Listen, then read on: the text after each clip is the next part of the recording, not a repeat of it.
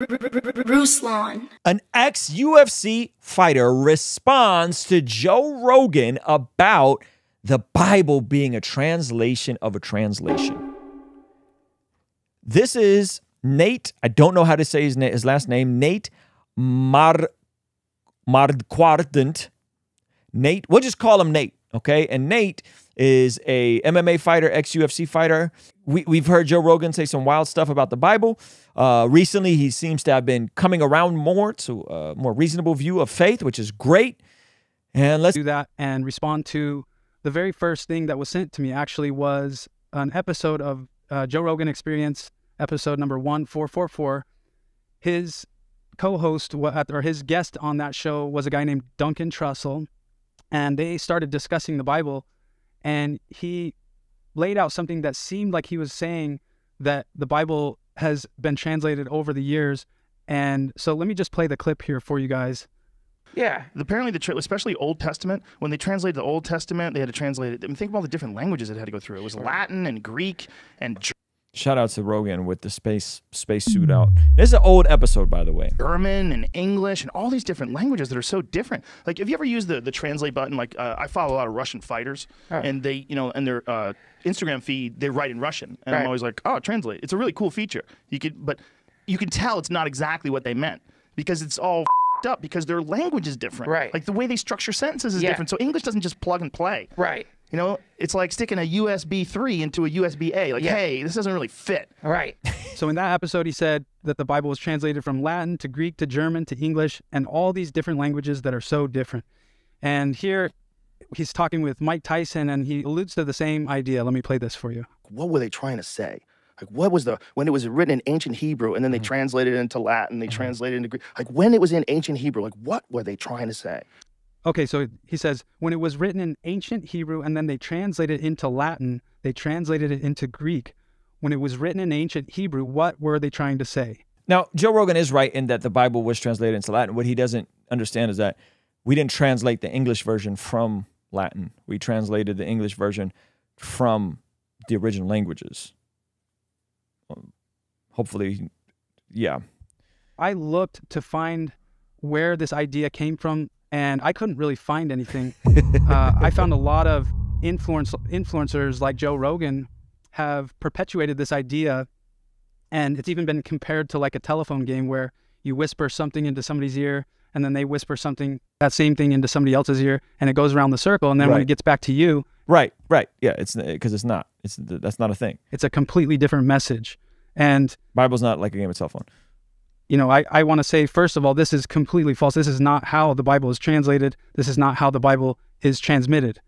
We translate directly from the original languages. And we have since discovered more of the earlier manuscripts, which is how we got our more modern translations like the ESV, the NLT, right? Initially, it was the Byzantine text, which was where they formed the King James Bible. And then after the fact, they discovered more manuscripts. There's a few guys out there who have excellent teachings on this subject. A guy named Mike Winger has a video called "This Is Me Using the Bible to Prove the Bible." But my absolute favorite teaching is from a guy named Vodi Bakum. He has a video out there called "Why You Can Believe the Bible." And he teaches his students to memorize this sentence. And it says, "I choose to believe the Bible because it is a reliable collection of historical documents written down by eyewitnesses during the lifetime of other eyewitnesses. They reported supernatural events that took place in fulfillment of specific prophecies, and they claimed that their writings are divine rather than human in origin." And again, I'll put the link in the description of the video, but I wanted to give you guys kind of a summary of those teachings and other teachings by guys like Lee Strobel and James Warner Wallace, very good apologists that can defend the faith. And we need to be able to trust the Bible because the Bible is the foundation of our faith, of our Christian faith. This is good. And shout out to, I don't know how to say your name, but they said if you speak more than one language, which I do, you understand the difference between translations, interpretation, and transliteration. Yes, you almost cannot translate any single language word for word, right? Like if I'm speaking Russian and I'm speaking to my mom and my mom's speaking Russian to me and I'm translating what my mom is saying to my kids, I can't translate Russian word for word. It's more sentence for sentence, right? And so the same thing with the Bible. You have certain translations that are more word for word translations, and then you have other translations that are more thought for thought, and then you have other translations that are more like paragraph for paragraph. And so there's a spectrum there in terms of the translation. So the ESV or the New King James is going to be closer to like a word for word translation, whereas a NIV or NLT is going to be more thought for thought translation. Of course, Jesus is our faith, but we need to have an objective truth to refer to, and that's why the Bible is so important. Okay, so my first point is that the Bible, like I said, is translated from the original languages. The Bible was originally written in Hebrew, Aramaic for the Old Testament, and Greek for the New Testament. That's right. So there are three languages. When we translate our modern translations, they come directly from Hebrew manuscripts, Aramaic manuscripts, and Greek manuscripts. We're not translating them from Latin to English and then a different English. My second point is that we have over 6,000 manuscripts for the New Testament alone in the original language of Greek. Come on. These manuscripts are all witnesses as to what the original document said. That's right. And we have manuscripts that date back to within decades of the original authorship. Now, if you compare this to other books of antiquity, like the second best is Homer's Iliad with 600 and some copies, 600 and some manuscripts, but those date to within 500 years of the authorship. Right. So 500 years later. And we never look at other books at antiquity with the same level of skepticism. And some guys like Bart Ehrman, to be fair, said that we should, right? But you never, like there are people that will read the nonsense in like Dan Brown's book or read or hear about the Gnostic Gospels and walk and jump into those with zero skepticism, but then ignore that we literally have the best preserved books from antiquity in the scriptures and be skeptical that what's in the scriptures is clearly in the scriptures. Here is the earliest copy that we have. Now, when you take the 6,000 New Testament manuscripts that we have, and if you compare them, the manuscripts are 99.9% pure. The vast majority of the variation are things like spelling errors. Right. And any of that 0.1% that is different where it does vary they're meaningful, but they don't change any major doctrines. They don't change anything for the Orthodox Christian faith. And to go extra, if you guys want to go extra on this, check out James White's debate with Bart Ehrman on the textual criticism of the Bible. Both of them textual critics, both of them have been around for a while in this stuff. And what you'll discover is that Bart Ehrman, the leading textual critic, who is an agnostic, he's not a Christian, would agree with that point. That none of the changes or the typos or whatever change anything about the actual meaning, theology, essential doctrine, teaching of the New Testament. None of them. Bart Ehrman, who argues against the Bible being true or Jesus being God, will concede that point. Not only that, we have over 30,000 manuscripts that are in other languages. Now, these are translations, but those manuscripts are also translated directly from the Greek. We have Coptic manuscripts that date to within 200 years of the authorship. We have Latin manuscripts dating within 300 years, Syriac manuscripts dating to within 400 years. My third point that I want to make is that the Bible is a collection of documents versus one document. Okay? The collection of documents, they all say the same message. The overarching message of the Bible points people to Jesus Christ. Now, if our book was just one book, which in our Bible, we have 66. Shout out to my man Apologia Center. He said he forgot Armenian manuscripts. Put some respect on Armenians' names.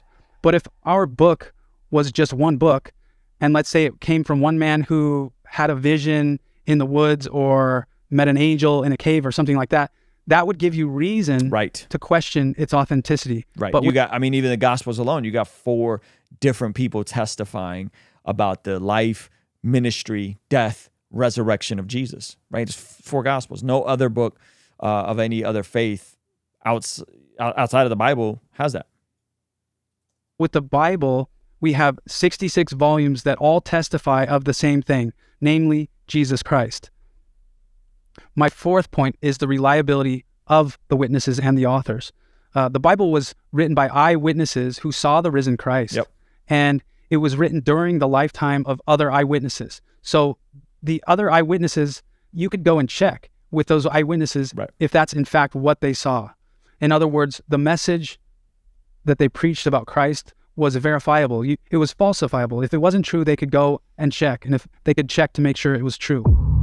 Yeah, when Paul is writing, for example, in 1 Corinthians chapter 15 about Jesus appearing resurrected to over 500 people, he says a lot of them are alive at that time. And I believe 1 Corinthians was fairly early in terms of written in the timeline. So that's a great point that he's making there. And it's also important to note that Bart Ehrman will again concede the point that the resurrection was believed by the early apostles, meaning that the early church was convinced that Jesus bodily rose from the grave. Okay, which is astonishing. That's amazing.